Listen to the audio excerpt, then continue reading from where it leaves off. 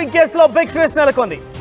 మాజీ మంత్రి BRS party కీలక నేత హరీష్ రావు పిఏని అరెస్ట్ చేశారు పోలీసులు. సిద్దిపేట కాంగ్రెస్ నేత చక్రధర్ గౌడ్ ఇచ్చిన ఫిర్యాదు మేరకు కేసు నమోదు చేశారు. చక్రధర్ గౌడ్ ఫోన్ ట్యాప్ చేయడంతో బెదిరింపులకు పాల్పడ్డారు. కేసులో ముగ్గురు అరెస్ట్ చేశారు పోలీసులు. హరీష్ రావు గతంలో చక్రధర్ గౌడ్ ఫోన్ ట్యాప్ చేయించారు. ఆయన యొక్క వివరాలు తెలుసుకున్నారు. ఆయన నుంచి చాలా సమాచారం తెలుసుకొని బెదిరింపులకు కూడా పాల్పడ్డారంటూ చక్రధర్ గౌడ్ ఇటీవల కాలంలో ఫిర్యాదు చేశారు పోలీసులు. అయితే ఫిర్యాదు ఆధారితంగా హరీష్ రావుని A1గా A2ని రాధాకృష్ణగా ఇంకా చాలా మంది కూడా నమోదు చేస్తూ పోలీసులు కేసు నమోదు చేశారు, ఎఫ్ఐఆర్ ఫైల్ చేశారు. అయితే ఈ విషయం పైన ఆయన్ని ఎప్పుడు అరెస్ట్ చేస్తారో అని తెలియక హరీష్ రావు ముందస్తుగా బెయిల్ కూడా తీసుకొచ్చుకున్నారు.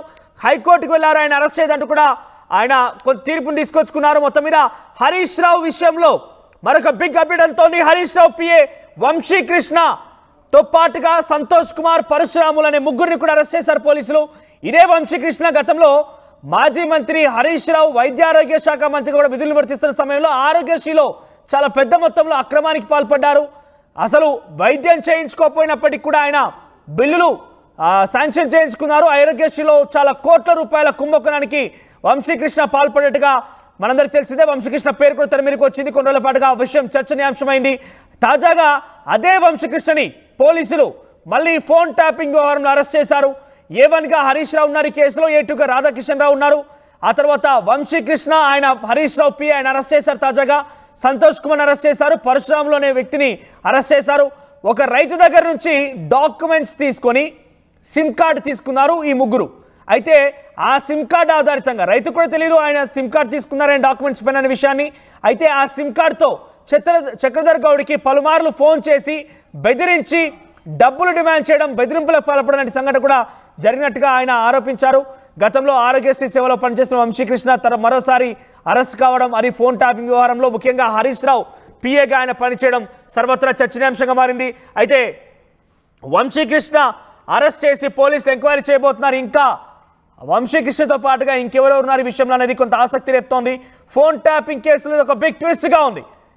మొత్తం మీద హరీష్ రావు పిఏ అరెస్ట్ అనే వ్యవహారం పైన సంచలనం రేపుతోంది. హరీష్ రావు పిఏ వంశీకృష్ణ అరెస్ట్ చేయడంతో ఇంకా ఎవరెవరు పేర్లు రాబోతున్నాయి, ఎలా ఉండబోతుంది ఈ అప్డేట్ మాత్రం చూడాల్సిన అవసరం అయితే ఉంది. A1గా హరీష్ రావు ఉన్నారు ఈ కేసులో, A2గా రాధాకిషన్ రావు ఉన్నారు.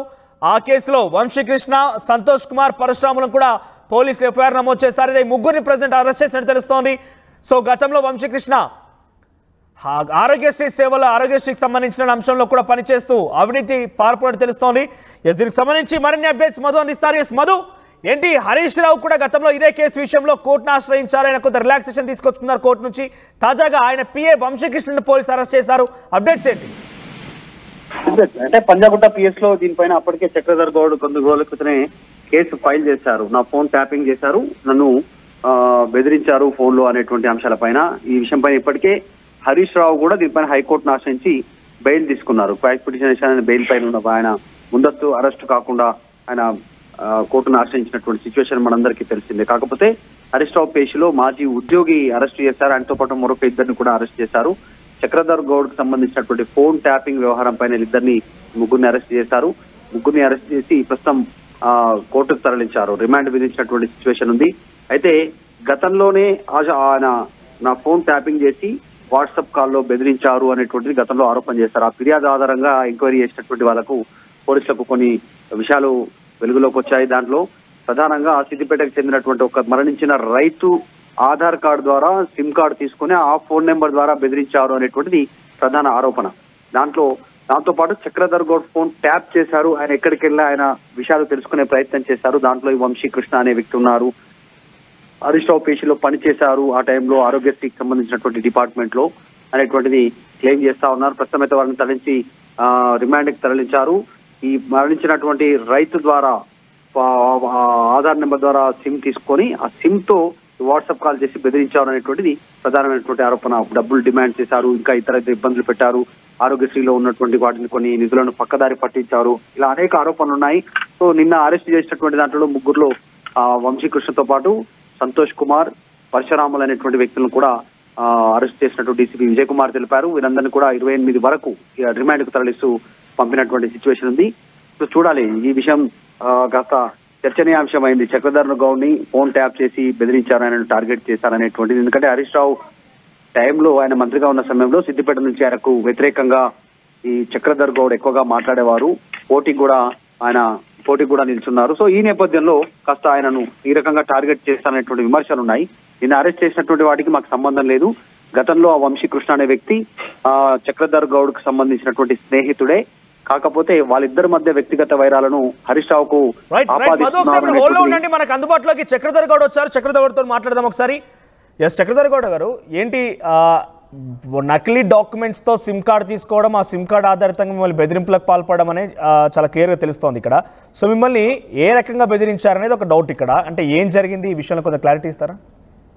ఫస్ట్ నకిలీ సిమ్ కార్డు కొని కేసు చేశారనేది ఏదైతే చెప్తున్నారో, గతంలో నా మీద పెట్టినప్పుడు నేను 20,000 సిమ్ కార్డులు వాడిండు అని వీళ్ళు మాట్లాడడం జరిగింది. ఓకే, మీరు వాడారని? నేను వాడినా అని. నేను సైబర్ క్రైమ్ కేజీ అవన్నీ సెటప్ అంతా ఈ దొంగలదే. ఇవాళ సాక్ష్యాలతో దొరికిరు వీళ్ళు. అమాయకుల చనిపోయిన వాళ్ళ రికార్డ్స్ తెచ్చి, ఆధార్ కార్డులు తెచ్చి, ఏది మన హాస్పిటల్స్ నుంచి వచ్చే ఆధార్ కార్డ్స్ ఉంటాయి కదండి, అవును, వాటి నుంచి సిమ్స్ తీసుకొని ఎక్స్టార్షన్ కి పాల్పడ్డారు వీళ్ళంతా. అవును, అన్యాయంగా నన్ను 30 లక్షలు డిమాండ్ చేసిరు వీళ్ళు మిమ్మల్ని. అంటే ఏమని బెదిరించారు మిమ్మల్ని? అంటే ఏమన్నా బ్లాక్ మెయిల్ పాల్పడ్డారా?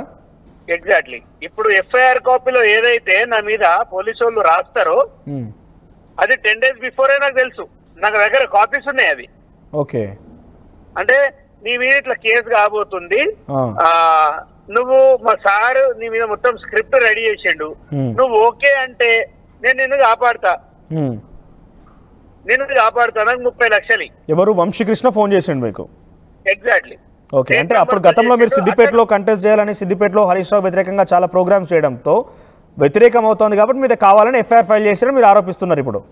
సార్ నేనేదో చిన్న వర్కులు చేయలే. చనిపోయిన రైతులు, ఐడియా ఉంది, కౌలు రైతుల కుటుంబాలకి 10 కోట్ల రూపాయలు చేసిన నేను. అవును, అది మీడియాకు రాకుండా చాలా కష్టపడ్డాడు. ఆయనకి గ్రౌండ్ లో ఇబ్బంది అవుతుంది అని చెప్పేసి ఆయన్నే ప్రత్యక్షంగా నా ఇంట్లో 16 ఫోన్లు ట్యాప్ చేయించిండండి. 16 ఫోన్లు. ఎస్, ఆన్ రికార్డ్స్ పోలీసు వాళ్ళు ఇచ్చిన ఇన్ఫర్మేషన్ ఇది. నేను 30 దాకా అయినాయి అనుకుంటున్నా. ఓకే, సో 16 ఫోన్లు ట్యాప్ చేయాల్సిన అవసరము నీకు ఏముంది చెప్పు. సరే, చక్రధర్ క్రైమ్ లాంటివి ఇలాంటివి అదండి. మా చెల్లి ఏం చేసింది, మా అమ్మ ఏం చేసింది?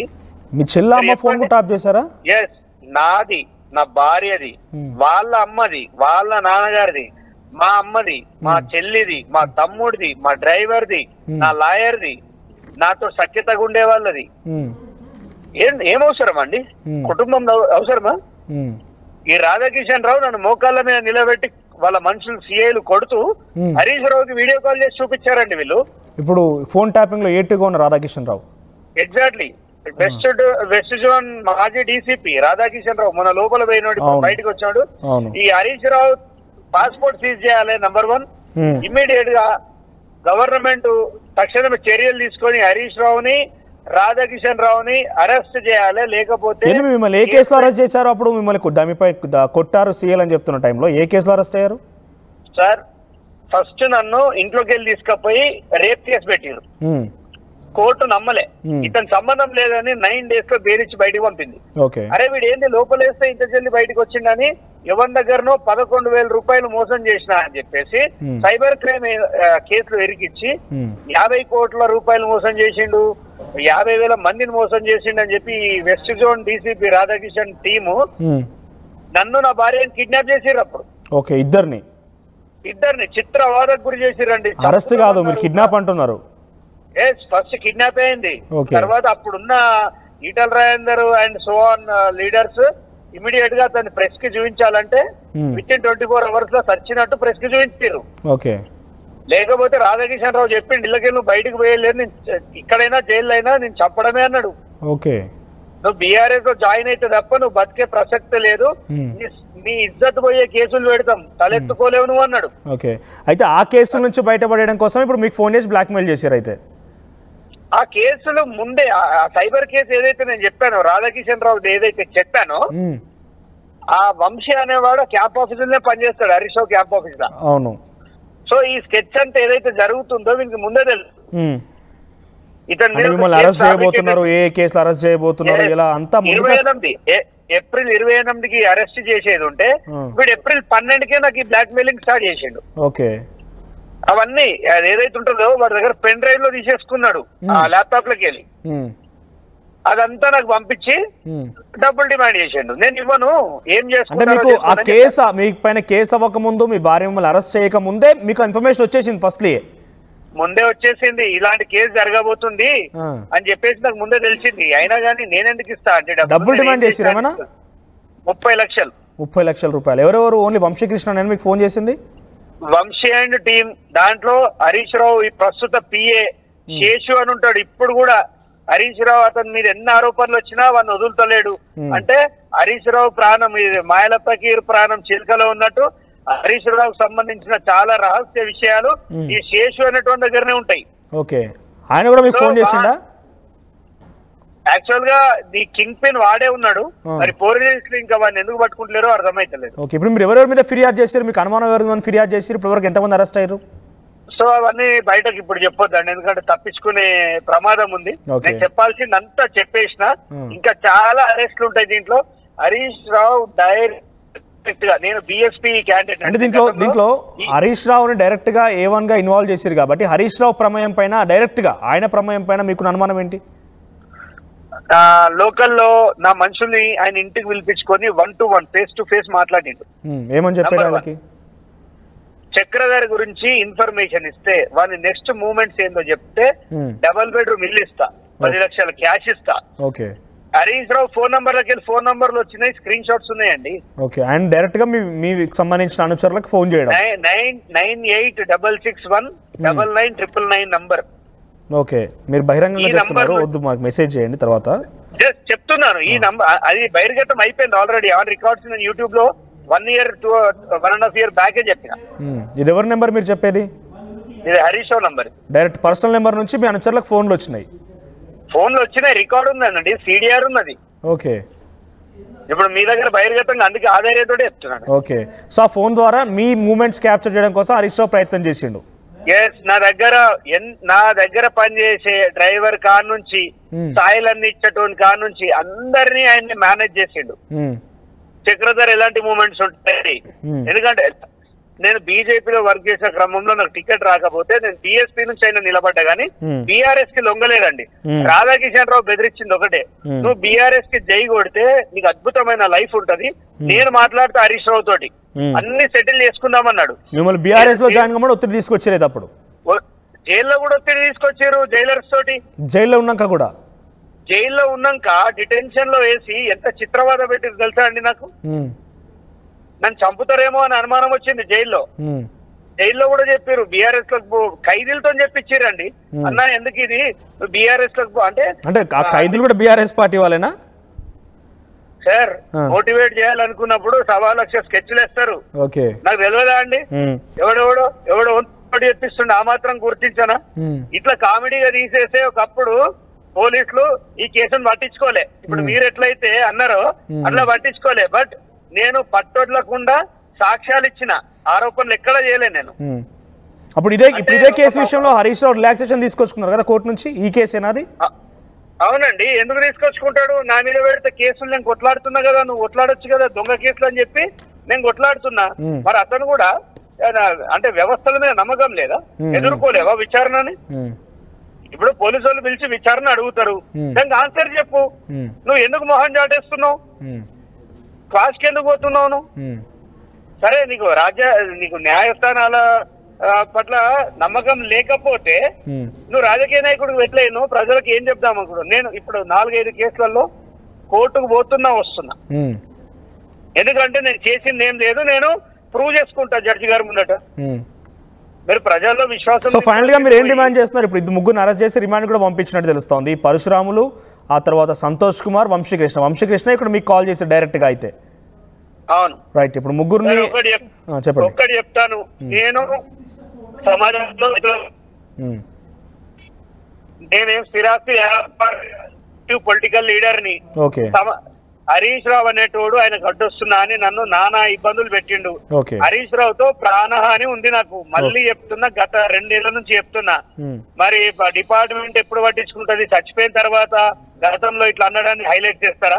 హరీష్ రాధాకిషన్ రావు ఒక డేంజరస్ ఫెలో. అంటే చక్రధర్ గౌడ్ గారు, ఇక్కడ మీది ప్రభుత్వం అధికారంలో ఉంది, ఇప్పుడు మీరు కాంగ్రెస్ పార్టీలో ఉన్నారు. కాంగ్రెస్ పార్టీలో నేను ఒక నాయకునిగా చెప్తలేను, యాజ్ ఎ కామన్ మ్యాన్ గా. అంటే అనేది ఒకటే, ఇక్కడ ఫోన్ ట్యాపింగ్ వ్యవహారం జరిగిందన్నారు, మీరు ఆరోపించారు, కేసులు నమోదు అవుతున్నాయి, ఇప్పటికీ అరెస్ట్ చేస్తున్నారు.